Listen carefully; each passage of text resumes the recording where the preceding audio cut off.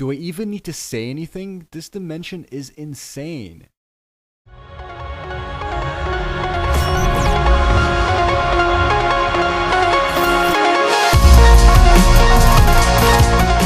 Yo, what is going on, Twistificates? My name is Damien. Welcome back to another Minecraft mod review. Here we're checking out the Star Miner mod. The Star Miner mod adds a lot of cool things into Minecraft, those including gravity cores, anti-gravity walls, planets in your Minecraft overworld, as well as a new awesome space dimension, which allows you to freely explore and travel without any limitations in a space-like environment. So this is definitely a pretty cool mod, guys. Let's see if we can smash like button, get to 150 plus likes on this video. Anyways, let's get started by first taking a look at the core blocks available in this mod, so you guys get a better idea of what this mod is before we jump into the juiciness of the rest of the mod. Anyways, first things first, we have the gravity core. Now this can be found at the center of all planets in this mod, and is used to artificially create a gravitational pull. Now to craft this, you basically need to place one inner star core at the center of your crafting table and surround it by 8 outer star cores. And once you have that, you create a gravity core. Now to create the outer star core, you need to place a lava bucket at the center, some dirt adjacent to the lava bucket, as well as chisel sandstone on the edges of that crafting recipe, and you get the outer star core. Now to craft the inner star core, you need to place a block of iron at the center, some obsidian adjacent to that block of iron, as well as glass on the edges of that, and you get the inner star core. Now last but not least, we have the gravity wall. Now this is crafted by placing 3 outer star cores at the top of your crafting grid. Now what the gravity wall allows you to do is to create a gravitational pull on a specific block, meaning that if you place this on a wall or upside down on a ceiling, you can walk on ceilings or walk on walls. And a perfect example of this would be me on this structure. So as you can see, when I flew away from the gravitational pull of the gravity wall, you could tell that I've been doing the entire beginning of this video on a vertical platform. Another cool thing about the gravity wall is that the effect of the gravity wall doesn't actually go away as soon as you step off the block. Meaning that if I jump onto the gravity wall here and try to do this parkour, even though I'm walking, you can see that I stepped over regular blocks, but I did not fall off. So there we go, I could walk again onto another gravity wall, and then walk onto another, and then another. Now this could be very useful if you want to create a path of gravity walls, but not use like a full-on straight row, because they can be very expensive. So you can just kind of have them scattered around here, and then you can use that to walk and basically go to your position or your location in which you want to travel to. Now we can also use this for parkour if you want to do some insane upside down parkour or just something vertical to the position that you're in. Now, obviously I failed on that almost immediately because I suck at parkour. So you have seen the main concept of this mod. Now let's go ahead and take a look at what this adds to the overworld. Now in the overworld, it adds these planetoid structures. Now these planetoids come in various shapes, sizes, and types, those including the sandstone type, the grass type, the stone, nether, and clay types. Now once you step onto the planetoid itself, within about 2 blocks range, you enter its gravitational force. Now this means that you can basically roam free on the planet without falling off, and you'll always be right side up no matter where you move on the planet. So you could be on the side, you could be completely upside down, or you could just be off to the side, or just anywhere basically on the planet, and you'll be facing right side up, and you can build as normal in Minecraft. And as you can see, the ground is right below us. So the only downside to this, get it, because I'm upside down, it's that you cannot place doors or redstone at the bottom or upside down in Minecraft as of yet. Now there could be a mod where you could place redstone basically upside down, but as for vanilla Minecraft, there will be some block limitations if you do decide to build a house or a structure upside down on a planetoid. So that's definitely a downside. Now another thing is that all planetoids are hollow at the center. So if you go ahead and dig down to the center of this planet, you'll see that there is a gravity core, or just a main core. Now this core is made up of the outer star core, the inner star core, and the actual gravity core, which gives the planet its gravitational force. So if you go ahead and break the outer star core, you'll see that there's 2 inner star cores, and it's basically spread out evenly, and then there's the gravity core at the center. So if you right click on your gravity core, you're presented with a few options, those including the star radius, the G radius, as well as the gravitational shape. Now the G radius is basically the gravitational radius, and you can increase and decrease this by using the numbers or the buttons on the side of the G radius. Now there's -5, -1, +1, and +5. Now your gravitational shape is dependent on the top right hand corner. Now in the top right hand corner, it also says sphere. You can also change this to cubed, X cylinder, Y cylinder, and Z cylinder, and this basically changes the shape of your gravity. Alright, so let's take a look at the inside of this planet. Now inside this planet you can see a lot of ores kind of spread out, as well as glowstone that's found in the overworld. So that means you won't have to go to the nether to get a glowstone anymore. You could find them right here in the overworld located inside our planets. Now this is mainly here to give light to the planetoid inside so you can mine it out, as well as there's other cool items in here like diamond, We have emerald here, as well as we have some redstone, lapis, we have golden blocks, as well as iron scattered around inside of this planet. Now this is basically the average planet, and most of the planets would have something similar to this. Now there's also 2 items added in this mod that you could use to kind of better your experience when exploring planets or just controlling gravity. Those including the star controller as well as the gravity controller. Now the gravity controller is basically crafted using this crafting recipe, and you can pause the video to take a look at that. The inner star core is the blank one, and the one that's flashing is the outer star core. Now you can also use this to create the star controller, and the star controller is used a bunch of iron with the gravity controller and the inner star core to craft the star controller. Now the star controller is basically used to remotely control your gravity core. So if you go ahead and find the gravity core, I'm pretty sure I made a hole here somewhere. Let's see. I can't seem to find this.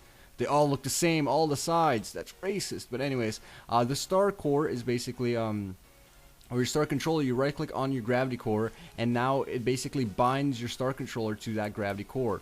Now, this is what the star radius is basically used for. I know I didn't go over that part a second ago, but the star radius is basically the radius in which your star controller can control this gravity core. So say for instance, I was further than 35 blocks away from the center of the gravity star, I would not be able to use our star controller. So if you go ahead and fly outside of our planet, and it's actually nighttime, I believe, or it's raining or something, I don't know.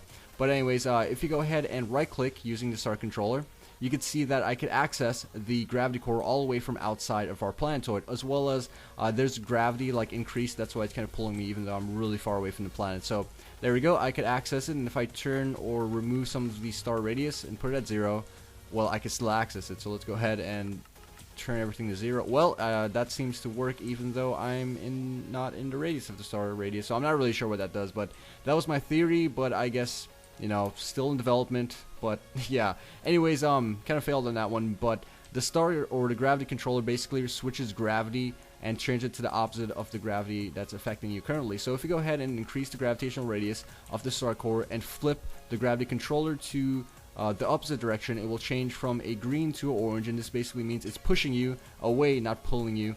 And that's basically that. So if you go ahead and right click it again, it'll basically pull us back to the original source of the gravity, or wherever the gravity is kind of pulling you to. And that basically switches gravity.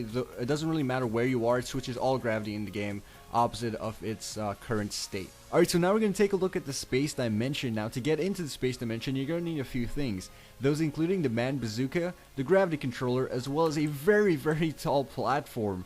Now you need this basically around block height in order to shoot yourself into space. Now to craft your manned bazooka, you basically use this crafting recipe. You can pause the video to take a look at it, but I'll be explaining it right now. So you go ahead and put walls at the side of your crafting recipe. You place the inner star core or gunpowder at the center. You place a furnace at the bottom, some cobblestone at the bottom, left and right, as well as a wooden plank or any type of wooden planks at the top to create your manned bazooka. Once you have that, you can basically jump on over or right click on your manned bazooka to shoot up into the air and ride a squid and basically, you know, manned bazooka yourself into the air. Now in order to get into the space dimension, you'll need to apply this with the use of the gravity controller to switch gravity and kind of send you going in the opposite direction of the normal Minecraft gravity. So if you go ahead and right click on the manned bazooka and shoot ourselves into the air, there we go, and then right click on our gravity controller, it will send us into the space dimension. As you can see, it's downloading terrain. So as you can tell, this is just absolutely insane, like just amazing. We're getting pulled towards this planet at the moment, but this is basically the space dimension. It's a very open environment. Now in order to navigate throughout the space dimension, you'll need something called the solar I believe it's called a solar wind fan. The solar wind fan basically allows you to fly around in the dimension without creative mode. So currently we're on a Saturn type planet. It has a ring of rainbow kind of wool on the side, and it looks absolutely amazing. So if you go ahead and kind of dig down to the center of this block, you can see that it has a gravity core that's absolutely huge because this planet is huge, and there's a lot of ores. There's a diamond block that's insane, and this is just really crazy. So most of the planet is basically hollow inside, like I mentioned in the beginning of the video, but on the surface of this planet is basically covered in what's called star dirt. Now star dirt is basically a block that has all sides as grass in order to kind of for it to spawn on like each side of the planet without having like dirt on one side and having it all grass as the surface basically. Anyways, as you can tell, this is an extremely large dimension. If you go ahead and fly out away from the gravity of this planet, you could see that we could fly basically anywhere we would like. And I'm flying up at the moment, that's why I'm still facing this direction.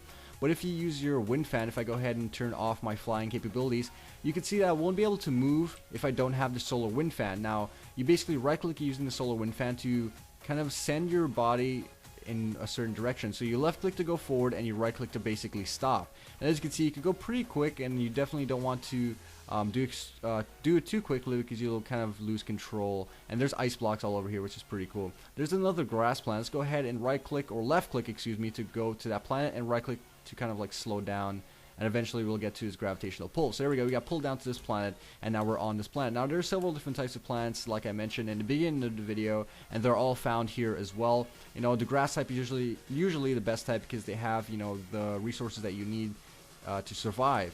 Now there's also another type, or another set of items that are basically called G or plus G items. Now this is basically an item that allows you to place it upside down or any side of the surface of a planet.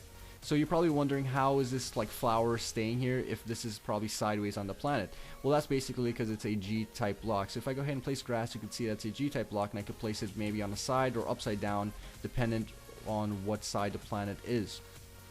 So that means you can place a bed basically on the side of this without it being a problem, because this is a star bed. So even though that's the side of a planet, I can also place that on the side, or yeah, on the side without it having any complications. And I'm just drifting away. What's going on right now? Okay, I'm not sure what's going on. But anyways, that's basically the dimension. Now, there's a lot of planets and a lot of exploration for you to do, so I definitely recommend downloading this mod on your own and kind of checking out all the cool bits of the mod yourself. So as you can tell, there's a lot of blocks. Look at all this scattered debris everywhere, as well as a lot of planets to explore. Definitely an endless environment, completely changing Minecraft and the feel of the entire game. Now, to get back to your normal overworld dimension, what's going on? I'm trying to get to that planet. Now, to get back to the overworld, you basically do the same thing like you did to get here. You need a man bazooka as well as the gravity controller. So let's go ahead and go back onto this planet. And there seems to be a lot of grass plants around here. So let's go ahead and put down a man bazooka, and basically you have to shoot yourself towards the ground. So I don't think you could do it towards that direction. You have to do it basically facing the ground, which is that area down there. So it looks pretty much like Earth. I mean, well, not really, but it kind of looks like it. So let's go ahead and go to the bottom of this planet, and then place our man bazooka down. There we go. It's kind of dark because I have the time set at noon. So let's go ahead and launch ourselves one last time. There we go. So we're launching down, then we reverse gravity once again, and once you reverse gravity, you basically go back into the overworld dimension, and that's basically that. You're here back in the overworld dimension, getting shot at the ground basically. So this goes all the way down to the ground and lands you safely on the ground without taking any fall damage. So that's one thing to mention if you guys are wondering, like, oh, you'll die if you come back into the normal dimension. No, it doesn't really work that way. But anyways, this is pretty much the dimension and the mod itself, guys. So hopefully you enjoyed the video. I'm gonna take 1 second, drop a like or a comment below. Remember to share this with your friends on Facebook and Twitter. Also remember to subscribe to see more videos from me. This is Team Twist, and I'll see you later.